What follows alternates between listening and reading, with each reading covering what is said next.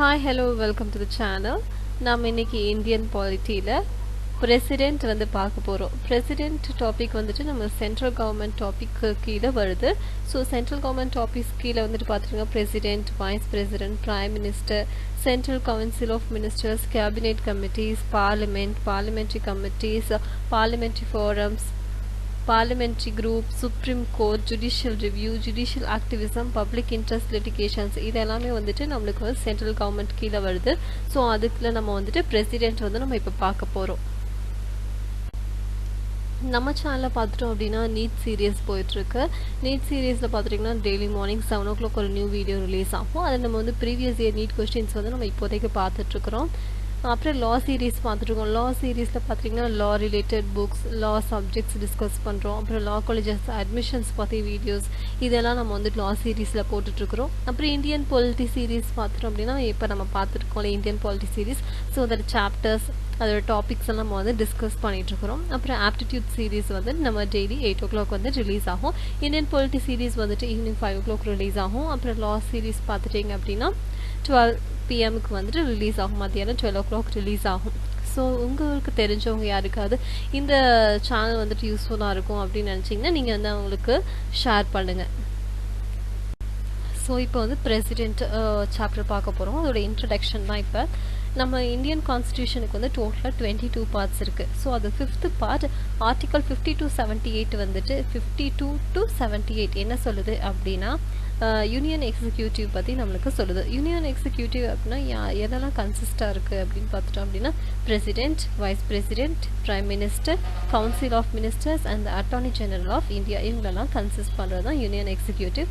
அதை பற்றி தான் நம்ம வந்து ஃபியூச்சர் வீடியோஸ் எல்லாம் நம்ம பார்த்துட்ருப்போம். President is the head of the Indian state and he is the first citizen of India and acts as the simple of unity, integrity, solidarity of the nation. So வந்துட்டு head of the nation யார்? President. First citizen of India, he is president, acts as symbol of unity, integrity and solidarity of the nation. அப்புறம் இப்போ வந்து election of president. எப்படி president elect பண்ணுறாங்க?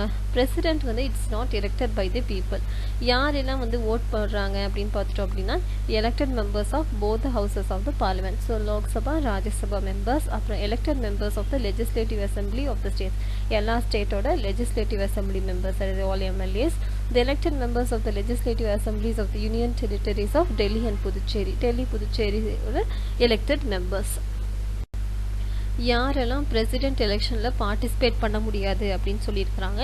யாரெல்லாம் பண்ண முடியாது? Nominated members of both the houses of the parliament, all MPs வந்து யாரும் பார்ட்டிசிபேட் பண்ண முடியாது. The nominated members of the state legislative assemblies, all the MLAs of all the states.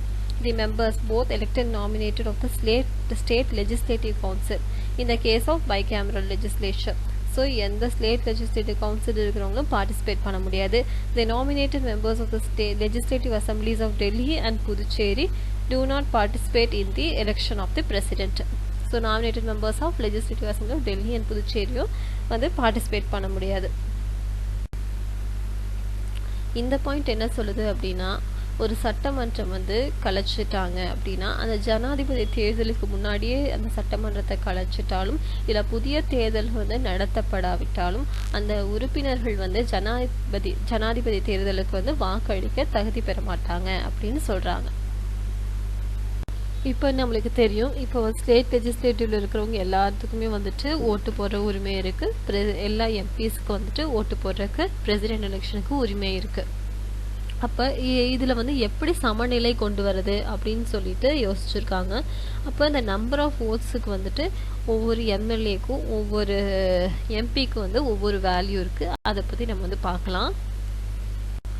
இது பார்த்துட்டோம் அப்படின்னா value of the vote of an MLA. இதில் வந்துட்டு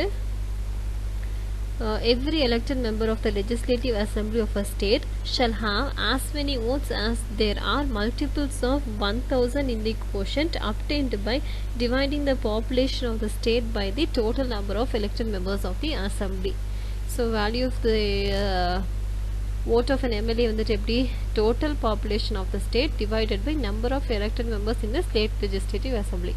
so வந்து டோட்டல் பாப்புலேஷன் டிவைடட் பை எத்தனை மெம்பர்ஸ் அந்த லெஜிஸ்லேட்டிவ் மெம்பர் அசம்பிளியில் இருக்கிறாங்களோ இன்ட்டு 1/1000. இதுதான் வந்துட்டு value of the vote of an MLA. So ஒவ்வொரு ஸ்டேட்டுக்கும் இந்த மாதிரி கால்குலேட் பண்ணிப்பாங்க. Value of vote of an MP.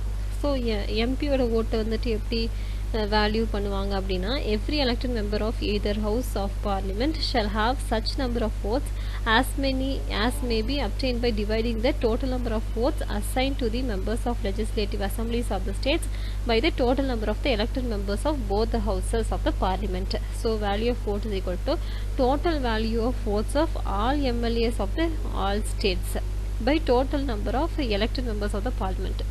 So எல்லா டோட்டல் வேல்யூ எல்லா எம்எல்ஏவோட எல்லா ஸ்டேட்டோட எம்எல்ஏவோட டோட்டல் வேல்யூ வந்து ஃபர்ஸ்ட் போட்டுக்கிறாங்க divided by total number of elected members எத்தனை எலெக்டட் மெம்பர்ஸ் வந்து பார்லிமெண்ட் இருக்காங்களோ அதை டிவைட் பண்ணிவிட்டு நம்மளுக்கு வந்து value of vote of an MP வந்துட்டு எம்பி ஓட்டோட வேல்யூ வந்துட்டு அசைன் பண்ணுவாங்க.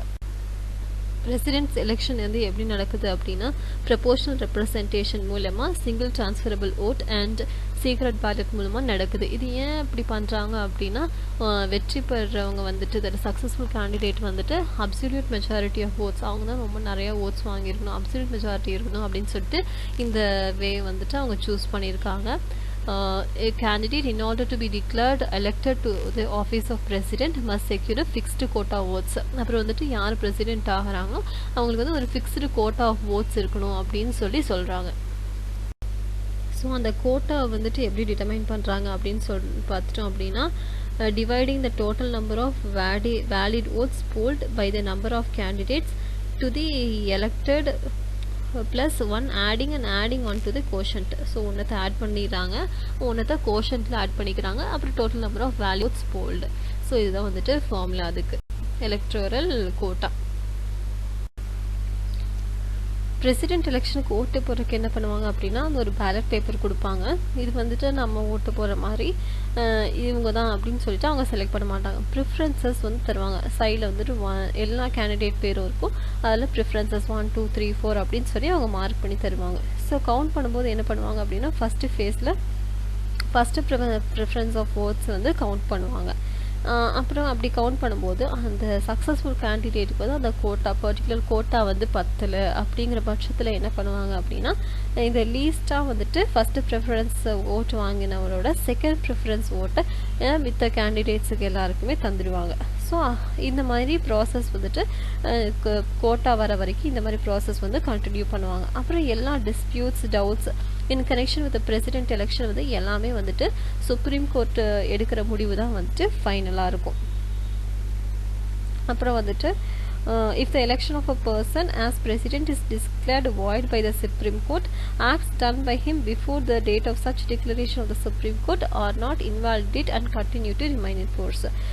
ஒருத்தர் வந்துட்டு பிரசிடென்ட் அப்படின்னு அந்த சுப்ரீம் கோர்ட் அறிவிச்சதுக்கு அப்புறம் அதுக்கு முன்னாடி அந்த நபர் வந்து செஞ்ச செயல்கள் வந்துட்டு கணக்கில் எடுத்துக்கப்படும் அப்படின்னு சொல்கிறாங்க.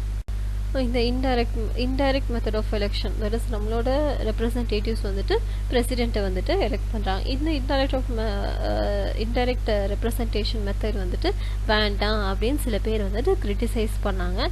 ஆனால் கான்ஸ்டியூஷன் மேக்கர்ஸ் வந்துட்டு ஏன் இந்த இன்டைரக்ட் மெத்தட் ஆஃப் எலெக்ஷனை சூஸ் பண்ணாங்க அப்படிங்கிறத நம்ம பார்க்கலாம்.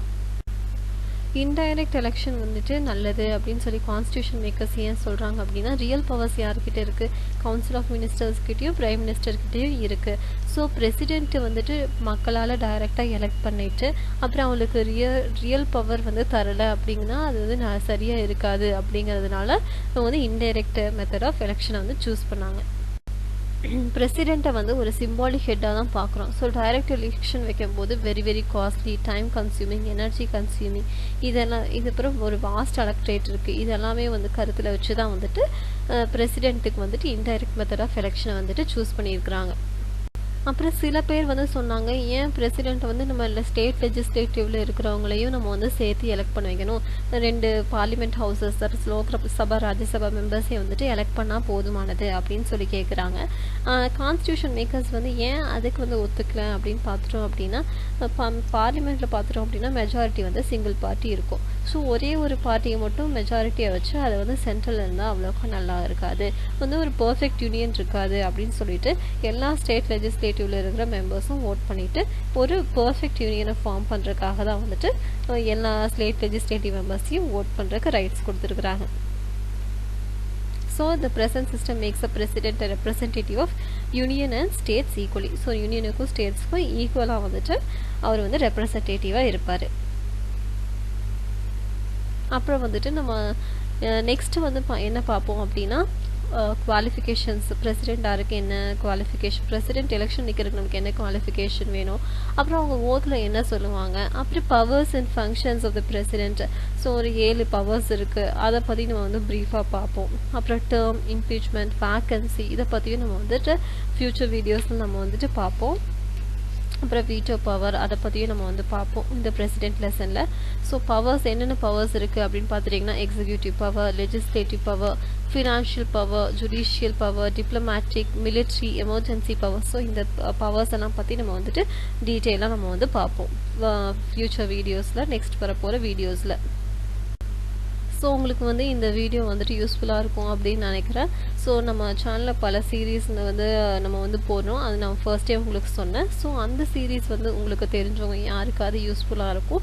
ஸோ நம்ம சேனலில் நிறைய பேர்த்துக்கு ரெக்கமெண்ட் பண்ணுங்கள், நீங்களும் பாருங்கள், நிறைய விஷயங்களை தெரிஞ்சுக்கோங்க. So stay connected to our channel. மறக்காமல் நம்ம சேனலை சப்ஸ்கிரைபும் பண்ணிக்கோங்க. தேங்க்யூ.